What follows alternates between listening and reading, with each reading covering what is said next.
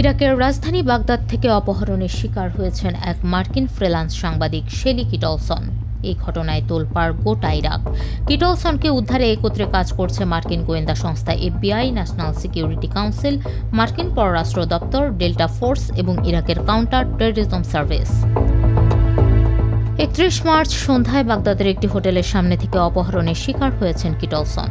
তবে কে বা কারা তাকে অপহরণ করেছে তা এখন পর্যন্ত জানা যায়নি। এখনও এর দায় স্বীকার করেনি কোনো সংগঠন বা পক্ষ।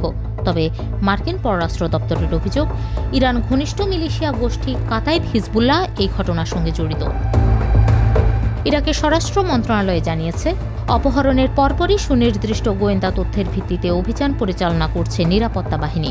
অভিযানে অপহরণকারীদের পিছু ধাওয়া করলে তাদের একটি গাড়ি উল্টে যায়। সেই সময় সন্দেহভাজন একজনকে গ্রেফতার করা হয়েছে। যদিও সেই সন্দেহভাজন ব্যক্তি কে এবং অপহরণকারীদের পরিচয় কি সে ব্যাপারে কিছু জানায়নি স্বরাষ্ট্র মন্ত্রণালয়। কিটলসনের সহযোগী অ্যালেক্স প্লেটসাস জানান, অনেকদিন ধরেই ইরান সমর্থিত আধা সামরিক গোষ্ঠীগুলোর কাছ থেকে হুমকি পেয়ে আসছিলেন কিটলসন। এই একাধিকবার কিটলসনকে সম্ভাব্য ঝুঁকির বিষয়ে সতর্ক করেছিলেন মার্কিন কর্মকর্তারা।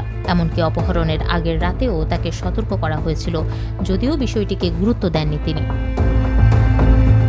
একাধিক আন্তর্জাতিক গণমাধ্যমে কাজের অভিজ্ঞতা সম্পন্ন সাংবাদিক কিটলসন সবশেষ কাজ করতেন আল মনিটর নামের একটি সংবাদ মাধ্যমে।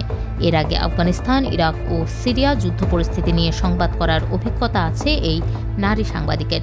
তাকে জীবিত উদ্ধারে এখন হন্যে হয়ে চেষ্টা চালাচ্ছে যুক্তরাষ্ট্র ও ইরাকের আইনশৃঙ্খলা বাহিনী।